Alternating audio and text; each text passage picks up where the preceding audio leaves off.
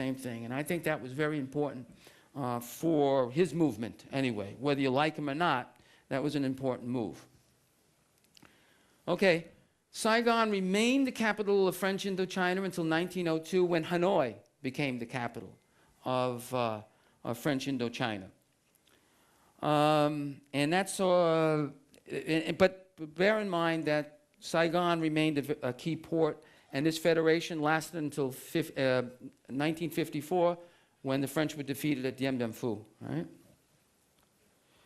A couple of things that I mentioned before, I think it's worth mentioning again.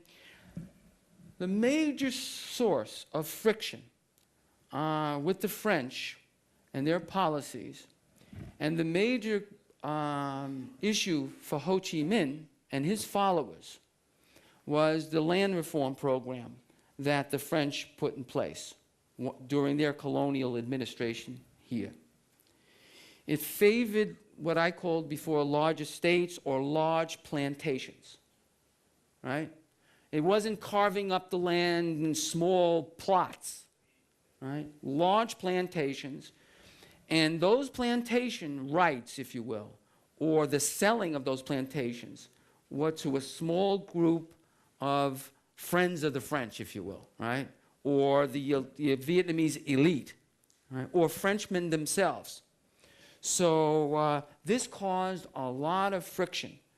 The peasantry was very upset with this way in reforming the land, or putting in place land reform. And if you look at any other country, successful country in Asia, a key in their success has been land reform, right? Look at Taiwan, if you ever have a chance, study what they did.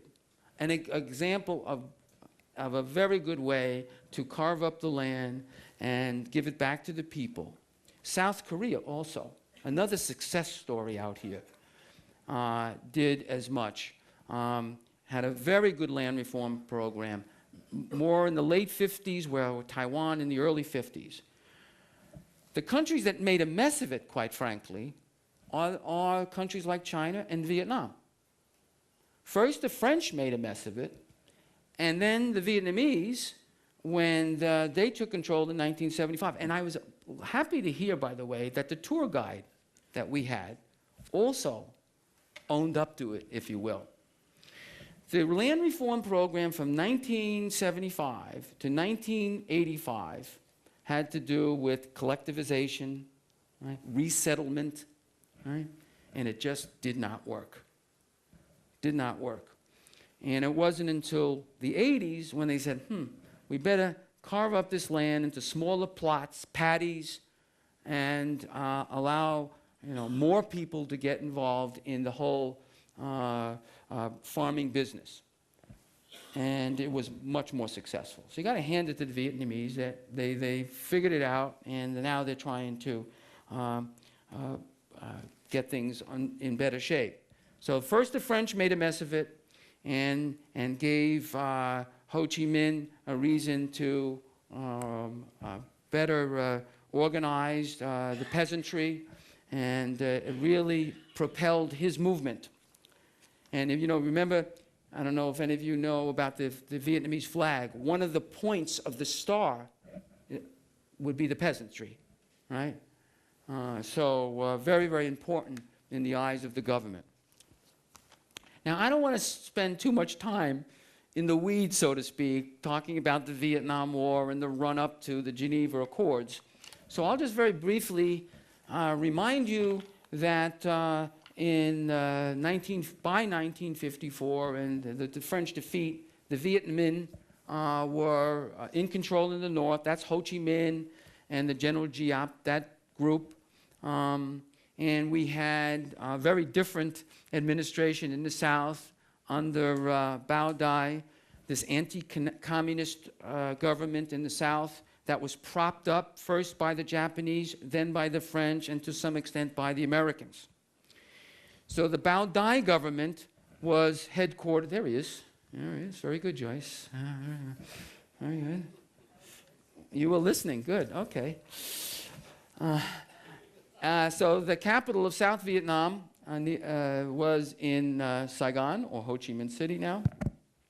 And of course it was the Americans that supported first Bao Dai and then Diem.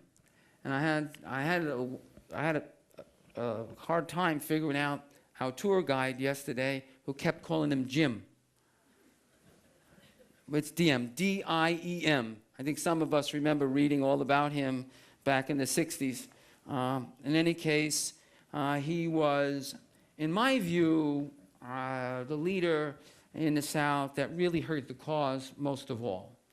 Yes, Bao Dai was diametrically different than Ho Chi Minh. Ho Chi Minh was this very rather humble figure, you know, wore humble clothing, who identified with the peasantry. And then you had Bao Dai on this side with the sunglasses and, you know, the golf shoes, you know, spending time on the French Riviera. I mean, it didn't work. Then you had Diem. He spoke English well. Oh, that's really important, right? He had Catholics in his family, so the Americans got along with him for a while. Again, these people could not garner enough support from the local population. So that was the beginning of the end, I feel, for the future of South Vietnam.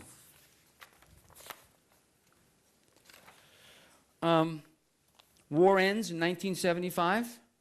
Saigon, and the terminology of the day, is liberated, and the Socialist Republic of Vietnam is established in 1976. Ho Chi Minh by then is gone. I think he died in 1969. Again, an attempt to kind of unify the country and help the people of the South remember that the North won. The Saigon was renamed Ho Chi Minh City. Now, I'll say a couple of things before making some closing remarks.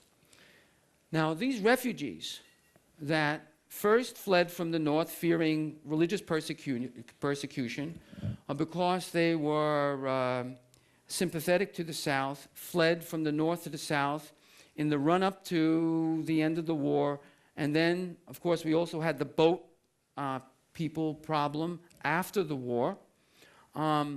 They fled. I mean, basically, like I said, fled to the south and then went overseas, many of them. Millions went.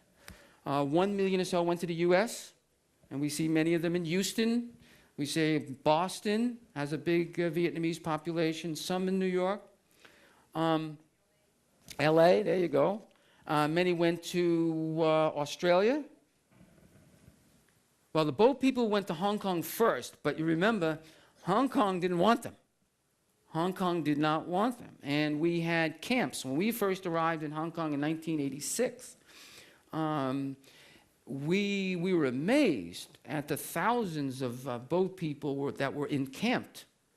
I thought the Hong Kong government treated them pretty well at first.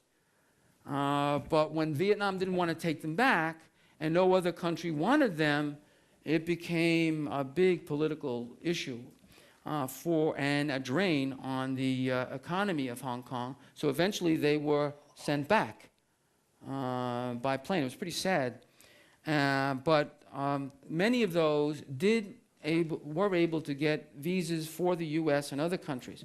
But in any case, roughly 3 million went to the West. Now, those 3 million, well, many of those 3 million, starting in about 1985, by the way, we call those Viet Q, overseas Vietnamese. They're called Viet Q. These people have been very generous. They send remittances back to Vietnam all the time, which helps explain for many of us why we see so many motorbikes. The local people can't afford themselves. They're receiving money all the time from their relatives overseas. It didn't happen until 1985 because they were worried about where this money was going and so on. But they did started sending it back, and I think this is very important. I think that particularly in the South, because a lot of them fled from the South, they're receiving this money all the time, and it's helping the economies, helping the economy particularly in the South. Now, Ho Chi Minh City today. City includes Cholon. This is the Chinatown. That word means embankment because of the embankments that needed to be. Look at that. Yeah. See, again, that doesn't look too different than Hanoi, right? But I can tell you, 10, 15 years ago, Hanoi didn't look like that. It's a financial center. Here in Hanoi is a financial center. All the major U.S. banks have some kind of presence in the form of a branch, a representative office. HSBC here has branches. The ANZ Bank out of Australia has branches here. So it's a financial center. Ho Chi Minh City or Saigon, they were the first city in the country to open export processing zones, industrial parks. So they were pretty with it, if you will, right from the start. And it's starting to take hold, I think. They do a lot in mining, seafood, agriculture, construction, of course, tourism are big. You'll see, I don't know, do we have a good shot? I don't know, Joyce. Villas and boulevards. You see it, for me, it's more prominent. It's more easily detect the French influence in the building and architecture in Ho Chi Minh City. You have the Notre Dame Basilica, which is on some of our itineraries. And again, you see a lot of French colonial buildings.